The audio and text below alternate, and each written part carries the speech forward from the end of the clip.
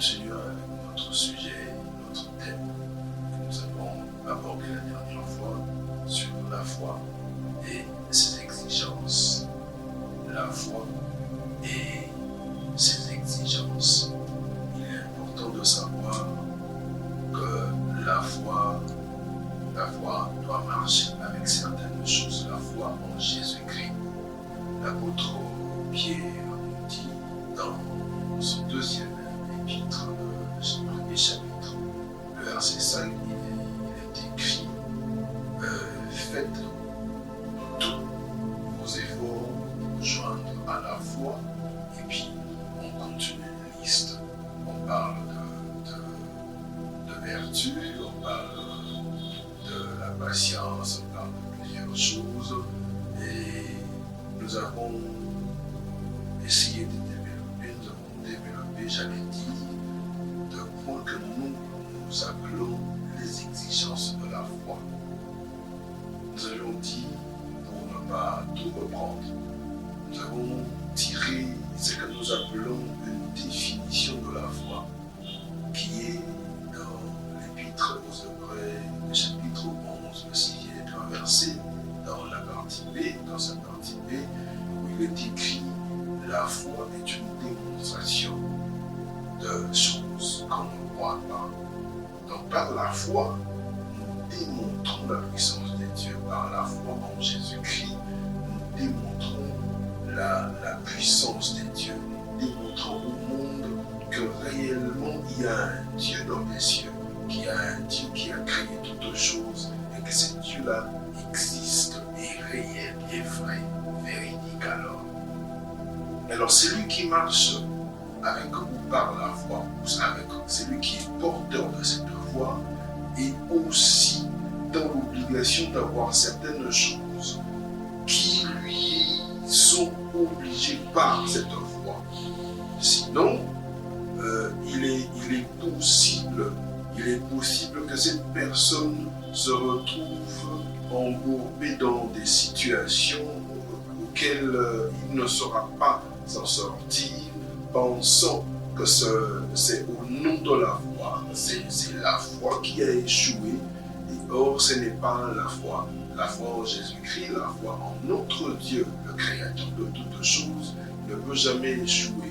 Mais le problème avec le chrétien, c'est de marcher avec cette foi, de savoir que cette foi doit être accompagnée de certaines choses qui feront que j'avais appelé non seulement des exigences, que j'avais aussi appelé des affluents, c'est qui permettent à la foi de bien travailler dans le monde. Nous en étions au troisième point. Le troisième point, nous avons parlé de la tempérance. La tempérance, la foi a besoin de la tempérance. Celui qui est porteur de la foi doit savoir aussi modérer les choses. Doit aussi savoir être modéré, j'allais dire. Doit aussi savoir atténuer certaines choses, même partant de son comportement, de son langage, de tout ce qu'il peut faire, de son attitude devant certaines choses. Cette personne qui est porteur de la foi doit aussi savoir atténuer, doit être modéré. Sinon, il risquerait d'être mal vu, d'échouer dans certaines choses, d'être répudié, d'être déconsidéré dans certains milieux, parce qu'on n'est pas modéré. On vit, on pense qu'au nom de la foi, parce qu'il y a des vérités, le monde dit, je le prends entre guillemets, mais le monde dit, toute vérité n'est pas bonne à dire.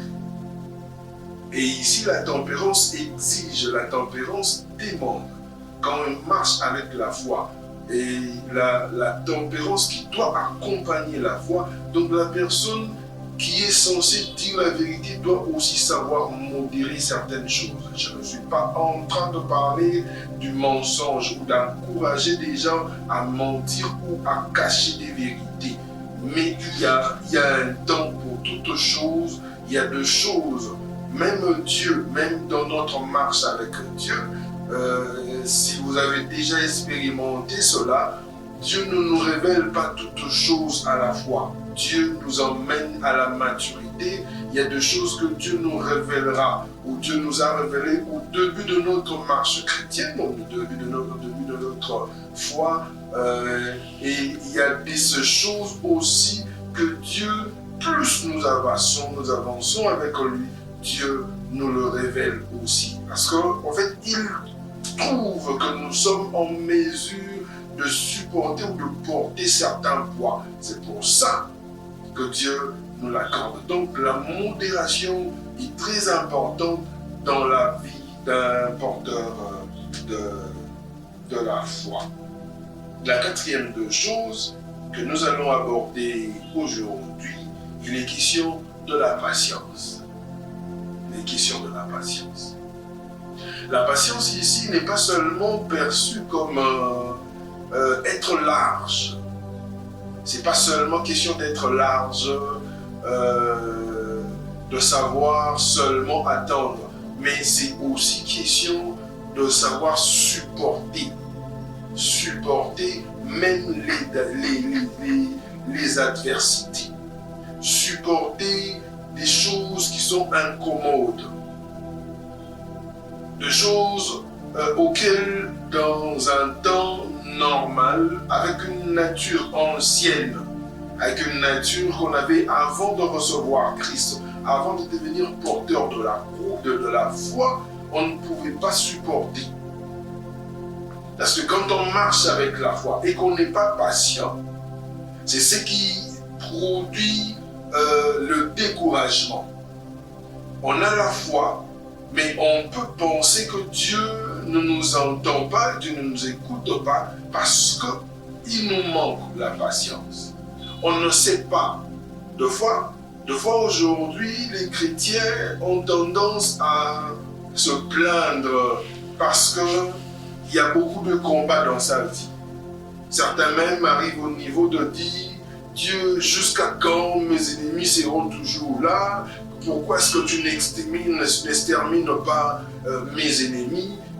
Or, il y a une chose que le chrétien doit savoir, dans le combat, dans tout combat qui nous arrive, Dieu poursuit aussi une formation de ce chrétien qui est face à ce combat.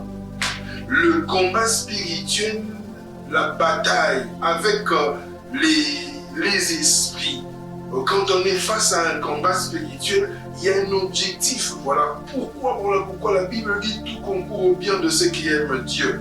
Quand on sort d'un combat, on sort vainqueur d'un combat qu'on a combattu, on a lutté, il y a une chose, la meilleure des choses qui est tirée d'un combat, c'est la formation. C'est la formation que Dieu vise. Dieu ne nous expose pas aux ennemis, face aux ennemis, pour nous faire du mal. Dieu ne nous expose pas pour nous détruire. Mais Dieu vise que notre formation, nous devenions de plus en plus forts, nous devenions de plus en plus efficaces quand nous faisons face aux ennemis. Voilà pourquoi il est écrit le niveau, je le dis avec mes mots, le niveau de la gloire sera au même niveau que au même rang que le niveau de l'humiliation. De la même manière, tu as été humilié, de cette même manière, tu seras aussi élevé et glorifié parce que on a su lutter, on a su patienter, on est resté, on a supporté, et puis ça nous a formés, ça nous a aiguisés, ce qui a permis que même quand d'autres combats surviendront, on sera en mesure de tenir, de résister et de ne pas succomber. Donc la foi a besoin de la patience, bien aimé dans le Seigneur. La suite de ce que nous disons, nous parlons de la piété.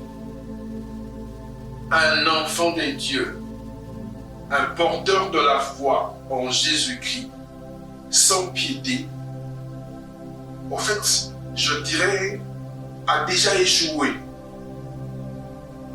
La pureté du cœur, la pureté, la consécration, la pureté, la consécration, la piété. C'est indispensable dans la marche avec la foi. On ne peut pas croire en Dieu. On ne peut pas se dire porteur de la foi et manquer, être impur, ne pas se consacrer totalement, ne pas s'investir pleinement dans cette vie à laquelle on est appelé. La piété est indispensable. Aujourd'hui, il est difficile de trouver des chrétiens avec des cœurs purs. Il y a plein d'hypocrites dans la marche de la foi. Il y a plein d'hypocrites. Les gens pensent, en fait, il y a déjà un problème. Nous sommes dans un monde où on est tous enfants de Dieu, mais nous avons tendance à nous mentir mutuellement. On n'est pas honnête entre nous. On n'est pas d'abord honnête envers nous-mêmes. Nous faisons des choses qui ne cadrent pas. Mais devant des gens, on veut donner une bonne impression, une belle image de ce qu'on est. Or, Dieu, comme nous avions l'habitude de chanter dans les temps passés, Dieu ne regarde pas. Dieu n'a pas besoin de notre apparence. Le problème avec Dieu, c'est nos cœurs. Et la foi exige la piété. La foi exige la consécration. Quand on entre sur cette voie de la foi, il faut, j'insiste, il faut se consacrer à Dieu. Il faut pleinement s'investir dans cette voie, dans la voie avec Dieu. Il est impossible, je dirais même, on ne peut pas être un porteur de la foi et ne pas être consacré à Dieu. Parce que la foi ne peut pas mélanger, ne peut pas produire des choses tant qu'il n'y a pas de consécration dans la vie d'un enfant de Dieu. La suite de ce que nous disons, après la piété, je voudrais rajouter à ceci la vision claire. Ça, c'est encore un autre problème avec les enfants de Dieu. Chaque fois que nous lisons la Bible sur les évangiles beaucoup plus, Christ étant vivant sur terre, à chaque fois qu'il était face à un patient, à quelqu'un qui venait vers lui pour demander sa miséricorde, Christ avait une question. Jésus posait toujours une question. Il disait, que veux-tu que je fasse pour toi? Ou que veux-tu que je te fasse? Ça, c'est un sérieux problème. Chaque fois que j'ai le temps de lire les évangiles et que je tombe sur un passage pareil où Christ pose cette question, je me pose toujours cette question. En fait, la question qui revient dans mon esprit ou dans mes pensées, est-ce que Jésus-Christ, étant Dieu et homme à la fois, n'avait pas conscience ou ignorait ce que le patient qui était en face de lui avait besoin? Est-ce que Jésus-Christ, par exemple, pour Bartimée, qui criait « Fils de l'homme, fils de David, aie pitié de moi », Jésus ne savait pas que Bartimée avait besoin de recouvrir la vue. Est-ce que Jésus ignorait réellement que Bartimée ne pouvait pas voir? Est-ce que Bartimée avait besoin du pain? Est-ce que Bartimée, devant Jésus, avait besoin d'autre chose que de recouvrir la vue? Mais Jésus pose la question. Ça veut dire que celui qui a la foi doit savoir où il est et où il désire aller. Il doit savoir qu'est-ce qu'il doit faire, comment est-ce qu'il pense procéder. Même dans nos prière, même dans nos moments de prière. Je ne viens pas devant Dieu avec ma foi. Je crois que Dieu peut me donner telle ou telle autre chose, Dieu peut me guérir, mais quand je viens devant Dieu, je n'ai pas de choses claires dans mes pensées pour demander à Dieu. Ça, ce n'est pas normal. Du genre, on vient devant Dieu parce qu'on croit, Seigneur, c'est toi-même, tu sais ce qui est bon pour moi. Non, réellement, Dieu sait ce qui est bon pour nous. Mais Dieu a dit, demandez. Le passage qui est plus aimé et plus connu par les chrétiens. Dieu a dit, demandez. Matthieu chapitre 7, le verset 7. Dieu a dit demander, Dieu a dit toquer. Ce n'est pas pour autant qu'il ignore. Ce n'est pas qu'il n'est pas en mesure, en fait, qu'il n'est pas en mesure de nous ouvrir sans pour autant que nous toquions. Ce n'est pas qu'il n'est pas en mesure de nous répondre sans pour autant que nous posions des questions. Parce qu'il connaît nos questions avant même que nous nous adressions à lui. Mais Dieu a besoin que nous ayons une vision claire de la vie que nous demandons, des choses que nous recherchons auprès de lui. Une vision claire. La vision claire nous permet d'avancer. La vision claire nous permet d'éviter des pertes de beaucoup d'énergie et de beaucoup de temps. Parce que celui qui a la foi et qui n'a pas de vision claire de ce qu'il ressent, il est en train de rechercher, il va perdre beaucoup d'énergie, il va perdre beaucoup de temps. Nous ne sommes pas éternels, bien-aimés. Nous ne sommes pas éternels sur terre. Porteurs de la foi, quand nous manquons de vision, quand nous ne savons pas clairement ce que nous recherchons, nous pouvons nous retrouver embourbés dans beaucoup de choses. Nous pouvons nous retrouver emportés à tout vent de doctrine parce que nous n'avons pas une vision claire de notre foi. Or, la foi doit marcher avec une vision très claire. Et ceci va nous permettre, comme je l'ai dit, d'éviter de perdre du temps, d'éviter de perdre, de gaspiller de l'énergie. Il y a des choses qu'on ne récupère pas dans la vie, comme le temps. Quand on a perdu du temps, on ne récupère pas. Par faute de manque de vision, on peut perdre du temps et puis on ne sait plus le récupérer et puis c'est parti, c'est passé. Ça ne sera pas la faute de la foi, ça ne sera pas non plus la faute des dieux. C'est seulement parce qu'on a manqué de vision. La dernière chose que je voudrais donner pour cette série, il est question de l'organisation. Quand on a une vision claire, il faut savoir organiser les choses. Il faut savoir organiser les choses. Le prophète Ésaïe va vers le roi Ézéchias pour lui dire, pour lui annoncer sa mort.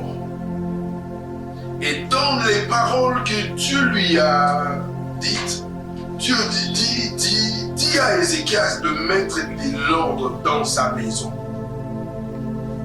Ça veut dire, c'est d'organiser les choses.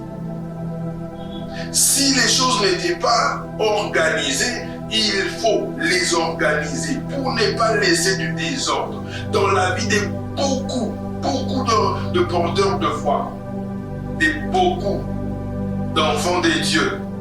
Il y a cette chose, les désordres. Un enfant de Dieu qui n'est pas organisé, qui ne sait pas planifier des choses, risquerait de vivre dans la pauvreté. Un enfant de Dieu qui ne sait pas organiser des choses risquerait de tourner sur place, de rester le même hier, aujourd'hui et malheureusement, éternellement ne viendra pas parce qu'il mourra un jour. Souvenez-vous avec l'histoire de Joseph. Si l'Égypte l'Égypte ancien est parvenu à vivre dans l'abondance et d'attirer même d'autres personnes, d'autres pays pour venir acheter et gagner de l'argent. En d'autres termes, pendant qu'il y avait la sécheresse dans le monde, c'est parce que Joseph a organisé des choses pendant le temps de la vache grasse. Il y avait de l'abondance. C'est ça le grand problème avec les chrétiens. On pense que Dieu bénit et Dieu bénira. Ça c'est vrai. Mais sachez-les, bien-aimés, se stabiliser dépend de l'organisation. Dieu peut nous accorder, Dieu peut t'accorder des bénédictions. Mais quand tu n'es pas organisé, moi je l'ai toujours dit, un homme qui est mal organisé, qui n'a pas d'organisation, qui ne sait pas planifier des choses, on peut lui accorder, on peut lui donner aujourd'hui 1 milliard de dollars.